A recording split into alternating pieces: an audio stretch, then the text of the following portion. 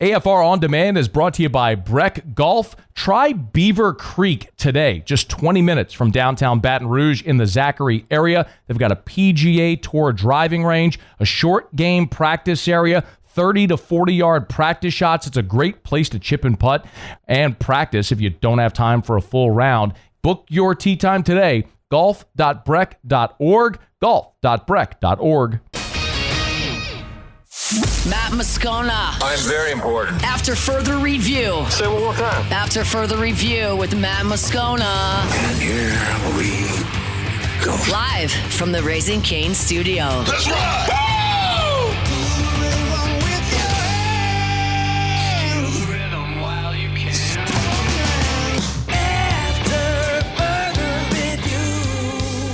Hour 3, off we go. Welcome aboard. Glad you're with us. AFR presented by Decision Critical Concierge Nursing. I'm Matt. You're a loser, Matt! Shut up, kid. Paul O'Neill. They're chanting Paul O'Neill's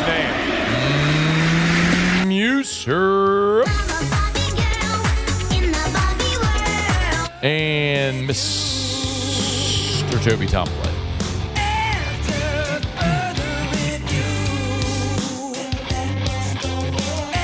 All right, we're here. Glad you are as well. 5 o'clock quitting time. Glad you're driving home with us.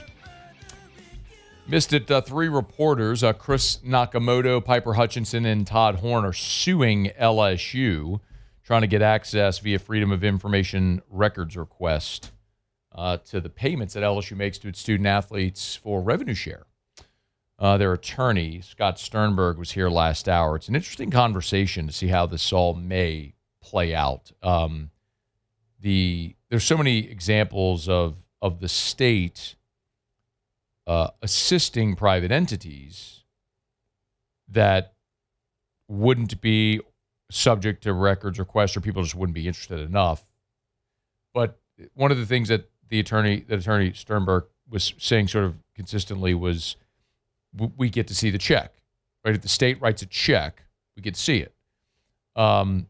And in this instance, a state entity, LSU Athletics, even though they are self-sufficient, they're not. The state isn't like Louisiana's. The state government does not subsidize LSU Athletics. Does that make sense? This was kind of the conversation that we're having with the governor months ago about the buyout. Like, the state of Louisiana isn't writing a check. The taxpayer dollars aren't paying for that. So, like, taxpayer dollars aren't paying the $20.5 million revenue share for LSU Athletics.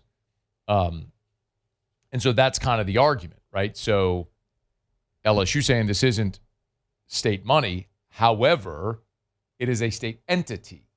So where do we fall on that? We'll see as this legal situation plays out. Listen, as a guy who went to J school, I get what these reporters are doing their job.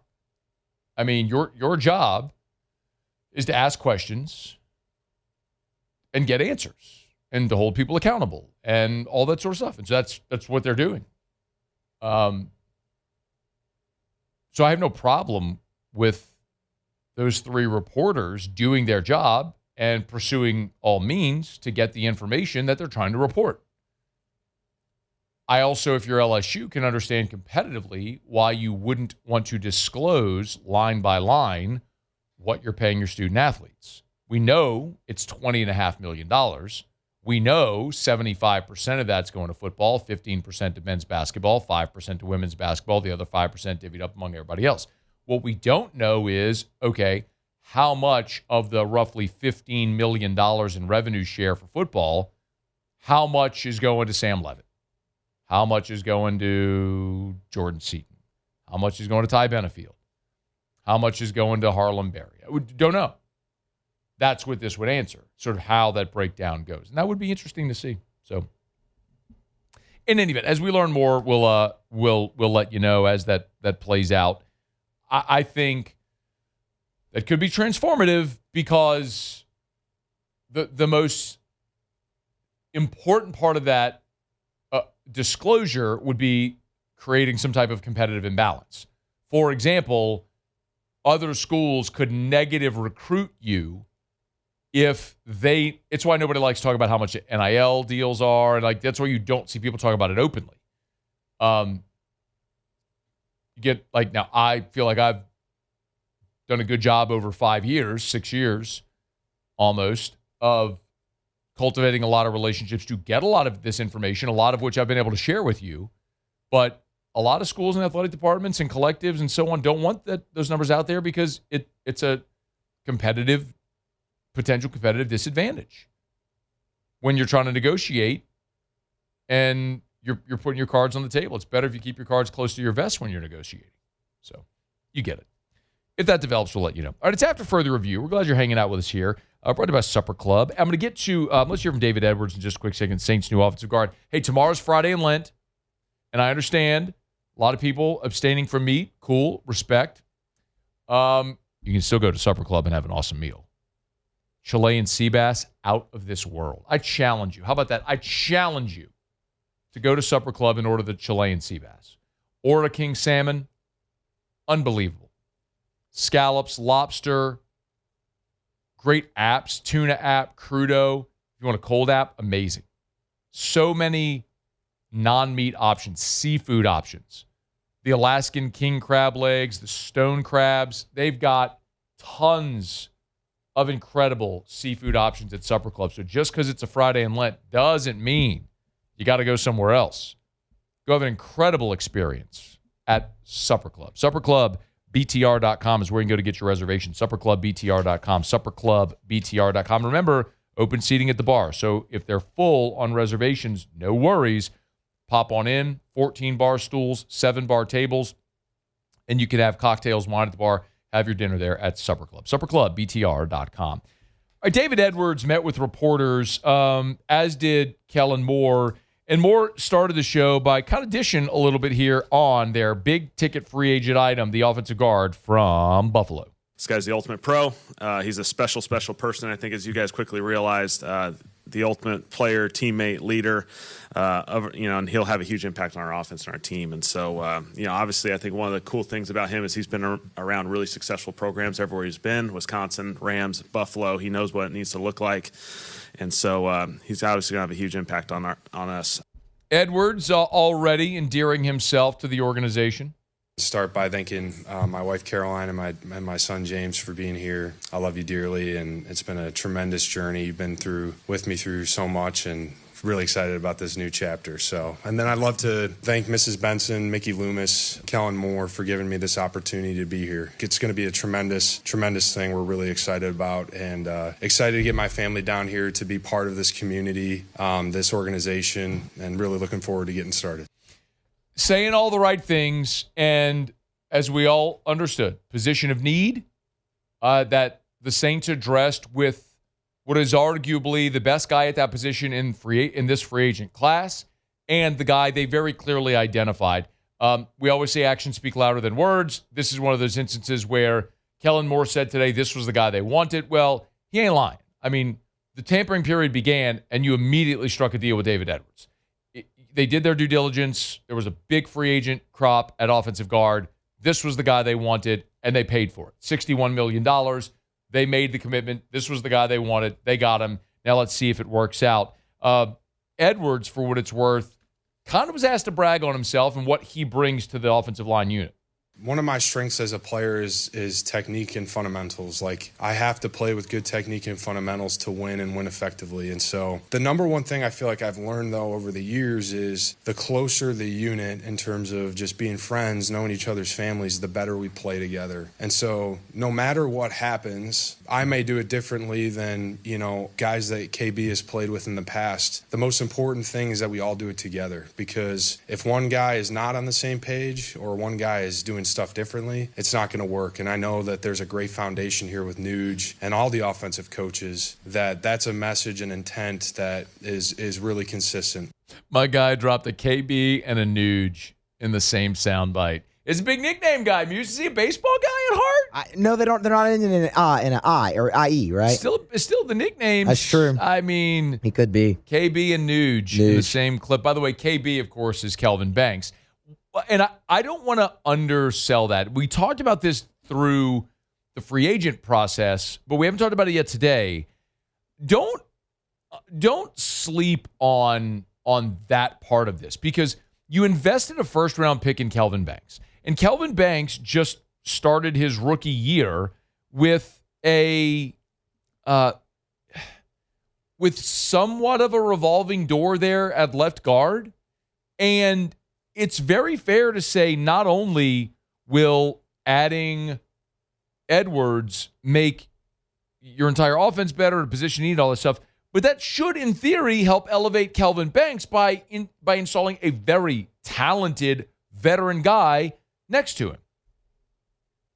I mean, some of the stuff that I've seen KB put on film is really special. And he has the chance to be one of the best, if not the best tackle in this league. And so that was evident when we had that crossover game, and I referenced that a little bit earlier just with the Jets. He is a tremendous talent, and I'm really excited to get to the chance to work next to him, because I know that we're going to do things together. We're going to work in a way that is intentful, with maybe different than Andrew Whitworth did when I played with him with the Rams, or Deion Dawkins. Like, there's so much information that I feel like we can do some special things together because of different experiences.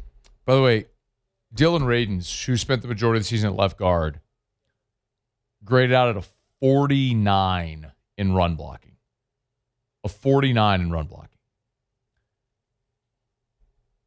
He was a 64 in pass blocking.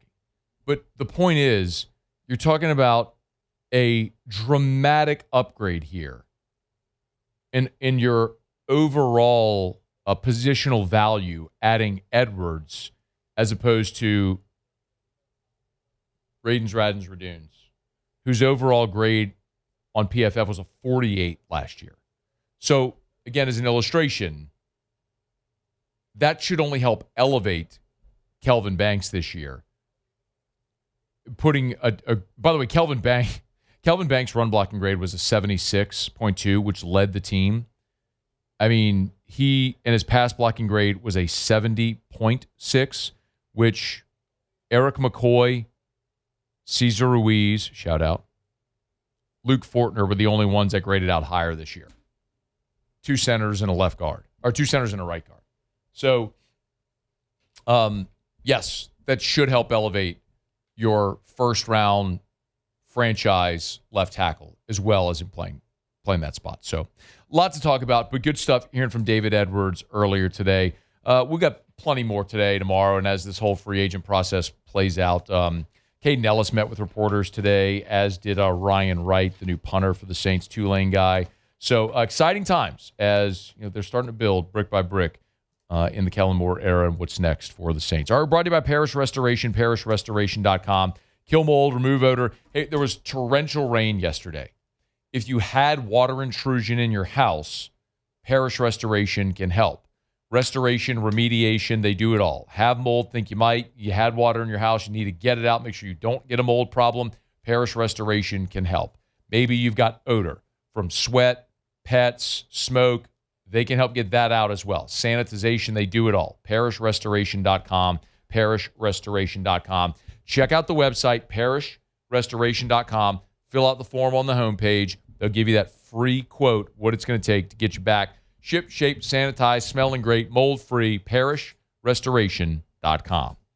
All right, let's not get a break. Come back. We'll head up to Nashville. Our buddy Chris Lee from Vandy 247 is going to join us next. What do we need to know about the Vanderbilt Commodores as LSU and Vandy open up SEC play on the Diamond tomorrow? That's next at AFR.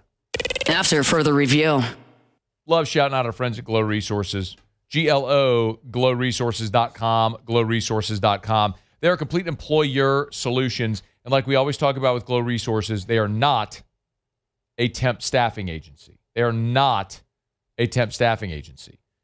At Glow Resources, they are a permanent solution. So give Glow Resources a call if you're interested in learning more about Glow Resources or how they might be able to help you. Saw this one pop up earlier today with Bianca, who's awesome. She's part of biz dev there at Glow Resources. She's in their Metairie office, so we talk about it all the time. Whether it's Baton Rouge right there on Perkins Road, if it's New Orleans, if it's Orlando or Miami or in Mississippi or Texas, They got offices, home base is Baton Rouge and New Orleans, but they got offices everywhere helping you fill jobs all over the country and the world. GLO, glowresources.com. After Further Review with Matt Moscona, presented by Decision Critical Concierge Nursing. Healthcare for your lifestyle. Learn more at decisioncriticalbr.com.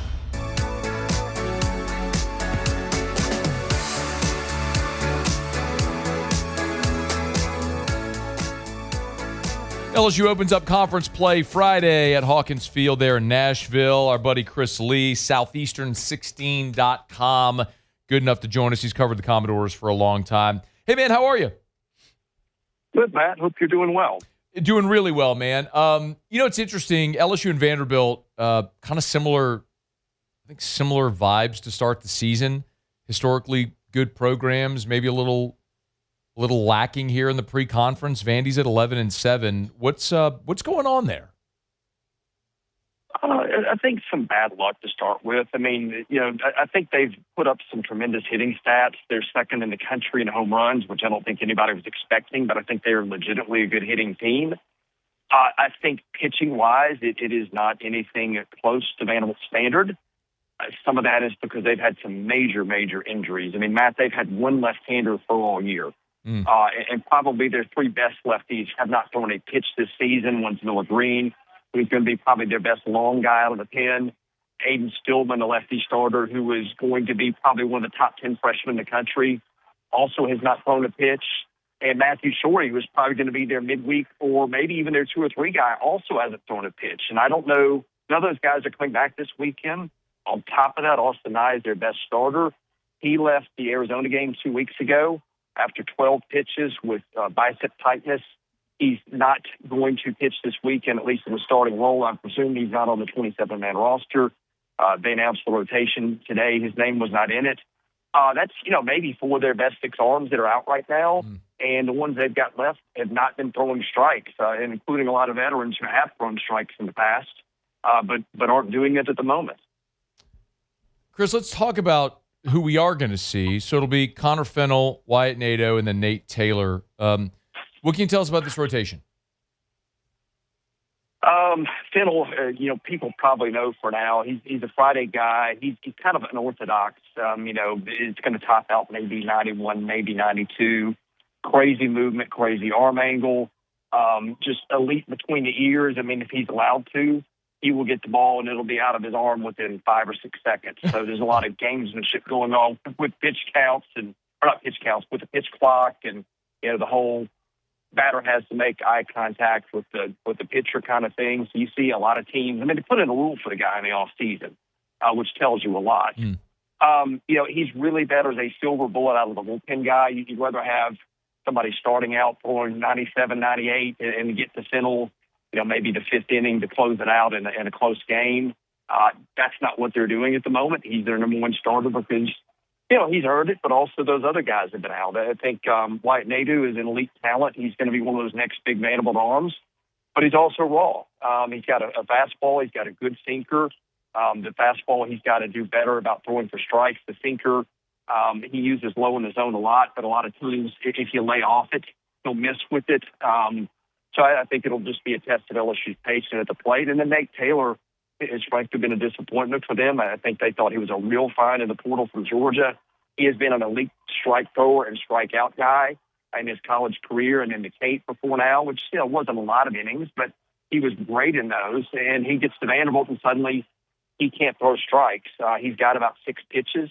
I don't know that any of them are out pitches, but I think he's a guy that they thought would have a big year for them, that right now is really struggling to get past the middle innings with any degree of effectiveness that they thought he would bring coming in. Is there a strength on the mound? It's all it's Fennell, and it's a bunch of injured guys at this point, to be honest with you. Yeah. Again, Nadeau's got a lot of upside, and I think Taylor does too. But in terms of what's going on right now, and England Bryan too, who's probably the closer, he's out for now, probably out a few more weeks. So, if you start running down the list of their 7 or 8 best arms, I could argue probably 5 of them won't throw a pitch this weekend. Okay. It's going to be tough to win an SEC series like that, no doubt. Chris Lee's with the Southeastern16.com. You mentioned the power numbers. Where's that coming from?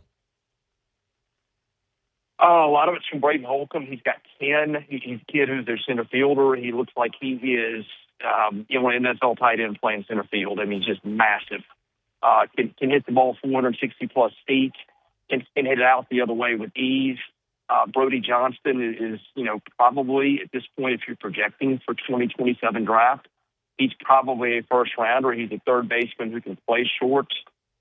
Just elite bat speed, and had, I think, 16 homers as a freshman last year, but did not have good plate judgment. And so when you don't have that, you get a diet of stuff off the plate, just waiting for you to chase, which he did a lot. This year he is walking more than he struck out, which I think last year it was about 6-1 the other way. So that's pretty significant. Those two guys are your biggest guys, but they've got, they can knock it out of the yard, probably 1-9 in the lineup, including Cam Barcy, their starting catcher, who had 3 on opening day, but he may not play this weekend too. He's been out almost a month with a shoulder injury. So, add that to their list of woes. And also the guy that was their veteran defender and the guy that fought all these guys for, a year and a half. So that's another thing that's kind of hurt their pitching staff. Chris, they obviously the power numbers there, which you mentioned, but they're also hitting 318 as a team. So that doesn't happen by accident. It's not a couple of guys carrying you. So is it safe to say that they're hitting up and down the lineup and that they've just been a really good offensive club, which is kind of pacing them right now? Yeah, I mean, they're really good. They got Logan Johnstone in the lineup. It's a leadoff spot. He's got, I think, an on-base percentage of around maybe 550. By the way, he missed Tuesday's game with food poisoning. They won it without him. He should be good for this weekend. Riker Wade, who is 8th for them, is, a potential first, second-round guy next year, their shortstop. He's got a little pop. He gets on base. Pretty good plate judgment. They've got a lot of guys. They've got guys on the bench that would start for a lot of Vanderbilt teams. So it is a team that can really hit 1-9. The weird thing about them, Matt, when you think of Vanderbilt, you think of teams that hit doubles and triples and hit the gap and steal bases and bunt and run. They're really not that kind of team. In fact, when they don't hit home runs, they've kind of gone through this funk that LSU's gone through where they just have trouble manufacturing runs. It seems like it's been all or nothing a lot of times. But they did turn the tables a little bit and start to play that kind of ball a little bit on Tuesday when they were 4 down and ended up winning by, I think, 8 or 9. How are they defensively? I'd say they're good compared to most teams, but it's not a good Vanderbilt defensive team. Wade at short is fine, but he's not Dansby Swanson or Connor Kaiser. His rep coming in is he would make all the ordinary plays, all the time, but didn't have a great arm. He's botched a couple of routine plays. Barzy behind the plate is really good. But again, he probably won't play this weekend is my guess. Their backup, Corbin Reynolds, is a freshman who came in really highly talented as a defender, and he's done really well for a freshman and also hit very well, too. So he's good. Really the only place they're weak, they're not as elite as they've been, but they're not bad either. Johnson's probably a plus third baseman. Holcomb in center is kind of their weakness. They feel like they're trying him there. I don't never think I've ever seen a bigger center fielder in my life. He's good going back on balls. He took away some home runs and fall ball. He's athletic. I think he stole 12 or 13 bases in the tape. But coming in on balls, it just hasn't worked for him. He's misplayed a couple. He just does not look comfortable coming in on balls. They may augment him with a little bit of speed. There may be a freshman calling Brightwell and Wright, or Johnstone is a pretty good defender there too. But that's kind of their weakness. I'm not saying they're bad anywhere other than that, where he just can't come in on balls pretty well. But it's also not, Enrique Bradfield or Swanson or some of these guys that we know from the past that were just, stud defenders. I don't know that guy's on this team other than maybe Johnstone at third.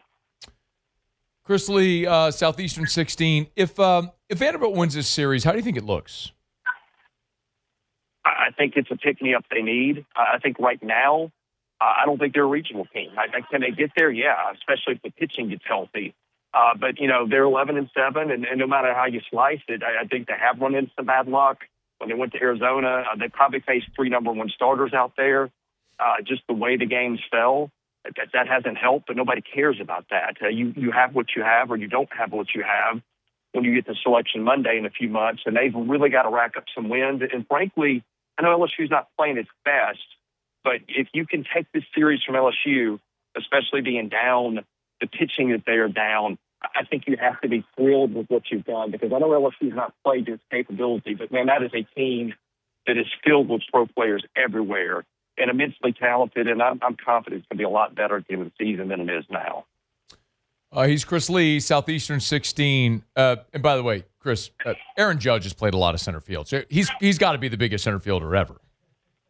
Well, you got a point there. I guess I think of him more as a right fielder, but I'll concede that. How about that? No, I'm teasing you, man.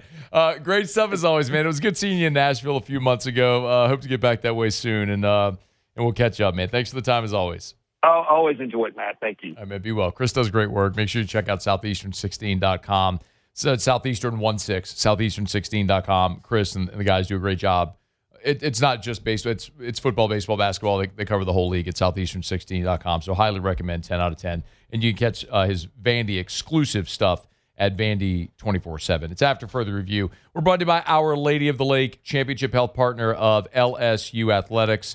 OLOLRMC.com/LSU. Trust isn't given, it's earned. And just like LSU baseball earns its success pitch by pitch, inning by inning, FMOL Health, Our Lady of the Lake providers earn trust every day. As LSU's championship health partner, Our Lady of the Lake cares for the defending national champions, keeping Tigers healthy, strong, and ready to perform all season long. From the bullpen to the batter's box, from the training room to the classroom, LSU baseball athletes trust the Lake to help them recover, perform, and stay their best. And it's not just for athletes. From sports medicine to pediatrics, heart care to recovery from everyday injuries, Our Lady of the Lake brings championship-level care to families across Louisiana. Trust the team that cares for the team you love. Our Lady of the Lake and LSU, together, we roar. Learn more at OLOLRMC.com/LSU. All right, y'all, we're glad you're hanging out with us here on this Thursday edition of AFR, presented by Decision Critical Concierge Nursing. Jimmy will be here for Auto Locks in 15 minutes from right now. Going to knock out a quick break. We've talked a little bit today about the three reporters suing LSU for the public records request to try to get the rev share payments to the student athletes. The Big Ten, though, made a very curious decision. Collectively, I'm curious if other leagues are going to follow suit. I'll explain next. It's AFR. AFR. If you are, it doesn't matter, man, woman, young, old, I so strongly recommend that you go to Goodwood Men's Sexual Wellness or Unique Aesthetics and Wellness and get your hormone levels checked. Men, Goodwood; women, Unique Aesthetics and Wellness. I was actually watching Diary of a CEO. It's a great podcast. If you don't listen or watch, I'd recommend it. And they were interviewing a neuro physician, a brain doctor, talking about potential benefits of hormone therapy for both men and women on your cognitive function long term. We're learning so much about the benefits, the long-reaching and long-lasting benefits of having healthy hormone levels, and you owe it to yourself. I implore you, just get your levels checked and learn more about how you can change your life for the better forever. YourGoodwood.com. After Further Review with Matt Moscona, presented by Decision Critical Concierge Nursing. Healthcare for your lifestyle. Learn more at DecisionCriticalBR.com.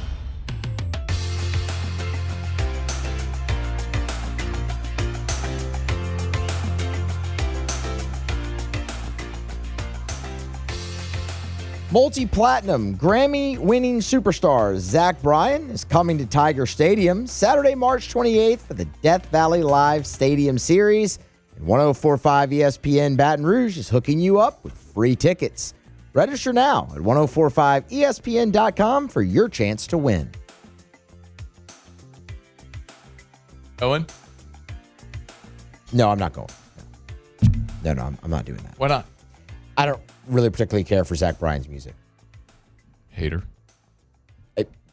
By definition, yes, I don't like his music. Well, a hater is someone who just hates on something because. Well then no, I don't care for his music or him as a person. Quite honestly. Have you met him? No, I haven't. Weird. You made a judgment about someone you never met. Interesting. Interesting life choice, Muse. Well, we all have choices to make. That's a bad one. Never met that guy. I have not, no. Why is he a bad guy? There's a lot of evidence that supports it. I mean, he's in the public eye a lot and hasn't always made the best example out of himself in the public eye a lot of times. So, it's a quick Google search. It'll pop up. Or maybe it's just the damn social media out there misrepresenting a fine, upstanding citizen. I mean, it could be AI. I mean, you never know these days. It could be AI. I mean, everything's AI. Punching holes in your own argument, Muse. I mean, I'm just saying. I don't think it was. We heard you say it. But, Yeah, you're just saying. We just heard you say it. No, I'm saying? No, I'm saying. Steve Carell. The 40-year-old virgin scene. I can't let you talk to my girl like that. No, I'm saying. No, I'm saying. Why is that? That's a good one. That's a classic one, man. That doesn't get enough respect these days, I feel like. That's true.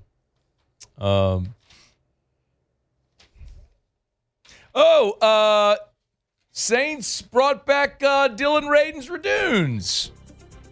Breaking news. Maybe next year we can learn how to say that guy's name. Or maybe we just keep saying Dylan Radins. Radins Radunes. I think we do that. Yeah, I think that's much better, actually. 2-year deal. I like that. Depth piece.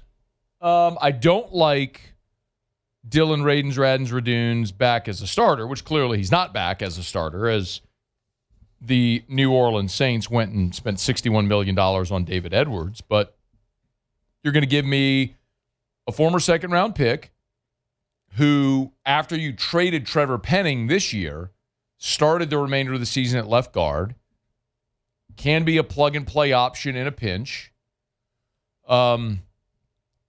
gives you depth, experience depth, versatility, and familiarity with the offense, having played here a year ago. I like that. I like that a lot. See what the terms of the deal end up being. But the Saints have made this official on their Twitter. They big old fun graphic welcoming back Dylan Radins Radunes. I tell you what, man, they're out here trying to get me to compliment them. You know, certainly seems that way. Yeah, I mean they're being very aggressive. I can't help but think that this is less Mick and more Ellen. Ellen Moore. I mean, if I'm just playing the game here, if everything went south after Sean Payton, it was good with Payton, south without Payton. That led you to believe that all the good with Payton was more Peyton Breeze than Loomis, right? And so now with Ellen in there. Ellen Moore. Draft Tyler Shuck, making some good moves here. Like maybe like it was DA. Maybe it wasn't Mick. Maybe it was DA. Maybe Mick maybe he absolutely has no control or say over anything. Maybe it's just the head coaches. Maybe Sean was great, DA stunk, and Ellen's great. Ellen Moore. What do we think about that theory? I mean, I think DA definitely stunk as a head coach. I mean, I think that was proven. What I'm saying is that maybe they have more say in the personnel than we're could have been. Because I mean, that explains the time before Sean Payton as well. Yeah, I mean, with Jim Haslett. Shout out Mike D. God, miss Mike. I do too, man. We would have he would have been here today. Yeah, he would have been. On Thursdays. Man. I need Mike D to quit doing that other radio job and come back on with us on Thursdays. He's just so good. Or just quit doing his radio job on Thursdays. I texted Mike D a couple weeks ago. Actually, I was looking for a phone number. I hit him up. Did he hit you back with a text that was like, this long? No, he didn't. No. That you got to like scroll. Oh, no. Just to read the No. full I thing. think he double texted a couple times. But, I mean, that's cool, man. I'm worry fine about with a double that. text. Yeah, that's normal occurrence. I don't worry about that. Mike D's great. Welcome to 2026. Yeah, exactly. You know what I like about texting is how now you can edit texts. Dude, it's so good. I like that a lot. And you can delete a text. Yep. You can unsend it. Yeah. You have to do that quick, though. Yeah. If it's sent for too long, you can't. But it's great, the edit feature, because now you don't just have to like send the correct word with the asterisk that you were going to do in the first place. Unless if you're talking to someone with the green. Yeah, that's just a whole nother issue. Yeah, that's a whole other issue. We got to work on that for some people. I don't know why you're out here with your Androids. Listen, my first phone was a Droid. And because I wasn't going to be beholden to Apple. And I liked the Droid. Like when I was buying my first ever smartphone, like in 2019. 2019? I was waiting for that. Wait, what? I was waiting for that to hit. There's no way. It wasn't 2019, but I think my first smartphone was 2014. Okay.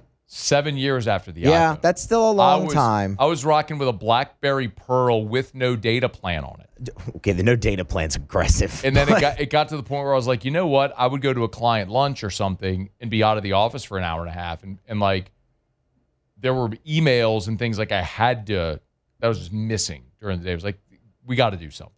And so I got a Droid. And I'm supposed to talk about that Big Ten thing right now. But the Big Ten's telling the NCAA that they don't think they should be aggressively pursuing tampering charges on anybody and investigating it because it's old rules and they got to redo the rules for the current era. So they're saying, hey, stop looking into tampering, which feels super guilty.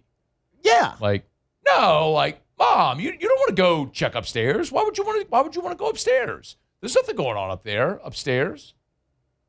Really? Like, don't do that. Go out, teenager, their parents come on. No, there's nothing going on upstairs. It's all good. You should stay right here is what you should do. Trust me. Yeah. There's no reason. Your bedroom's down here. The weather's, like the kitchen's down here. Get a snack. The weather. Is that what you were going to say? The weather? The weather's nice. The weather's okay. The weather's great in the kitchen. Just stay there. They got those doors that open up, so it's exactly, all weather. Yes. It's like in San Diego. Oh, man. No need for AC. Weather's beautiful downstairs. All the time. Breeze with the doors that open. Feel super guilty by the Big Ten. Anyway, what was the other thing we were talking about? The Droid, your Droid. Yeah, so I got a Droid, and I thought the functionality of the Droid was better. I liked the different apps, and there's things you could have on a Droid that you can't have on an iPhone, but ultimately, after having that Droid, I switched to an iPhone because everyone else has an iPhone, and the compatibility of Apple products is better. And then, like, I could FaceTime with Erica, and we had Drew at the time, and she's Apple all the time. And so, so I went to an iPhone. And if you don't have an iPhone, like, what are you doing? Like, you're trying to make a statement. Like, make your statement, your individuality. Just do it with something that's not going to inconvenience the rest of the world. We all have to live on this planet together and communicate with each other. And when you have a green and we're all blue, like we're all blue, all of us except you. Like, you're the only one that's green, and you make it way hard. Like, who's the green on our ESPN group? That's what I don't know, but I was about to sound like you ruined people's group chats. Like, what are you doing? We have an ESPN Baton Rouge group chat where we can all, like, if I need to send a message to the whole staff, there's like 30 people on this thing. Well, there's like the one person with the green. And so if somebody quits, gets fired, whatever, we can't remove them. We have to create a whole new group chat. Yep. And I understand that takes like 6 seconds. And this is a total first world problem that as I'm saying this out loud, it's making sense to me, but be better, green. Go blue. Yeah, no, for sure. I mean, I don't really Except have much. this weekend because it's St. Patty's Day. That's true. That's a whole different day entirely.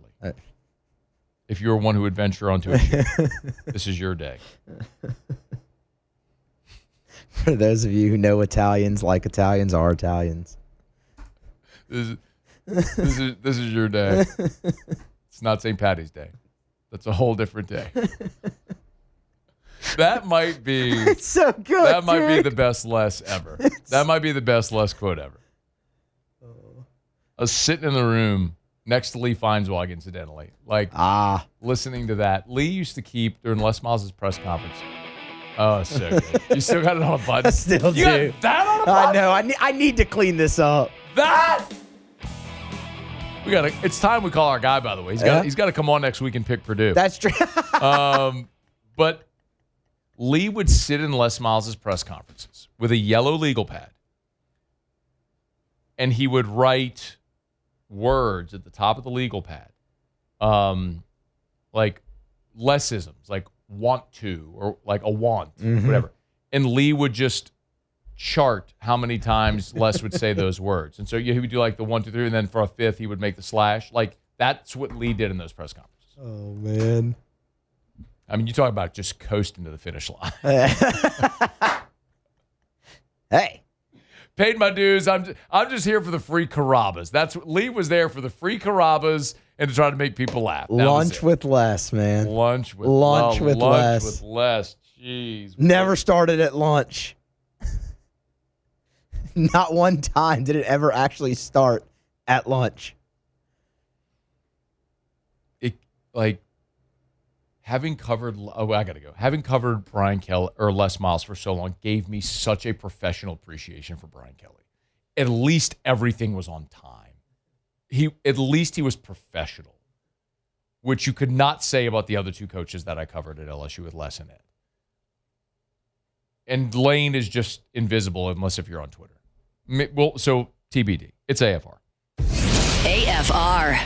We're brought to you by River City's 1 Hour Air, where they're always on time or you don't pay a dime. 752-0001, 752-0001, 752-0001, 752-0001. That's the number. Call them right now. Call River City's 1 Hour Air. You're going to talk to a living, breathing human being who's right here.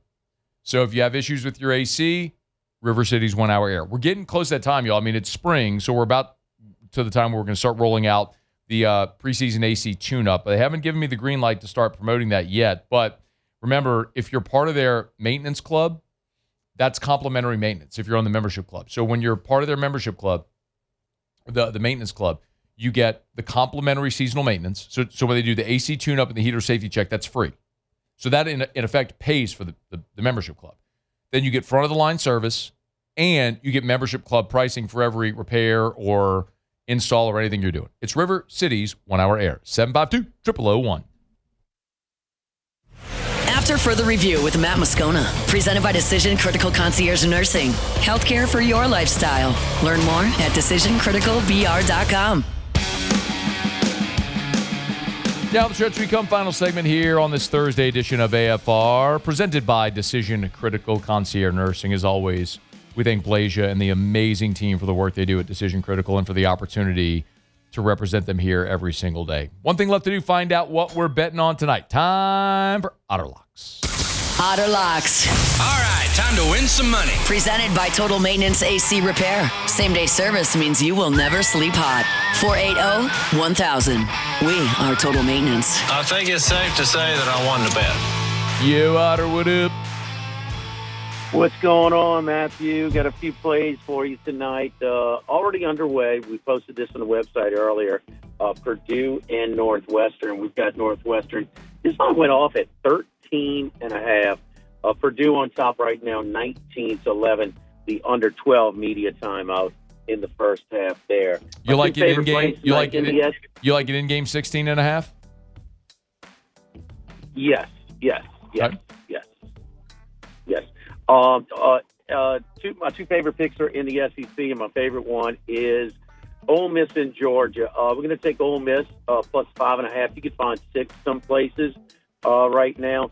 It's been a mystery for me, man. This team on paper was supposed to be improved. Chris Beard's a great coach. It just hasn't worked out for them. They came into the SEC losing 10 of 11, but they looked really good last night and kind of controlled most of the game against Texas, who should be in, but could have definitely used a little bit more of a cushion. I think Ole Miss may have a little something going here.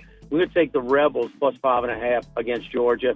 And then Oklahoma against A&M. Oklahoma has quietly played themselves onto the bubble right now. They've won and covered their last 4. 3 of those 4 on double digits, including last night. They're catching points against A&M, like them to win outright. And then Clemson over UNC. Clemson, North Carolina. Wilson's out for the season now. Clemson, they lost a starter last night, 12 points a game. He'll be out for the season, too. But Clemson got a lot more going for him right now. We're going to take Clemson -1.5 against the Tar Heels. Northwestern, Ole Miss, Oklahoma, Clemson, your 4-pack from the Otter. Rafino's tomorrow. Rafino's tomorrow.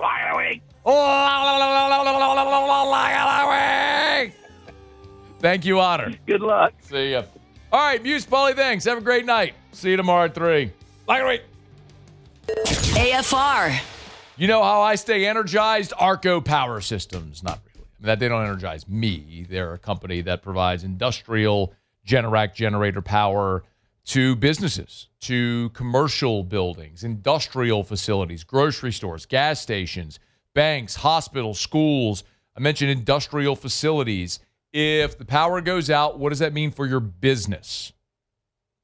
Can't afford to be offline. Arco Power Systems springs into action. They can help you right now. Like we often say, don't wait for the power to go out. Call Arco Power Systems today. ARCCO, arco.com, arco.com, arco.com. It's spring. Maybe you got a big outdoor festival coming up. You need to power the stage for all the speakers and everything like that, sound equipment, the portable toilets. You need the portable generator. They got that for you as well. It's Arco Power Systems. ARCCO, arco.com.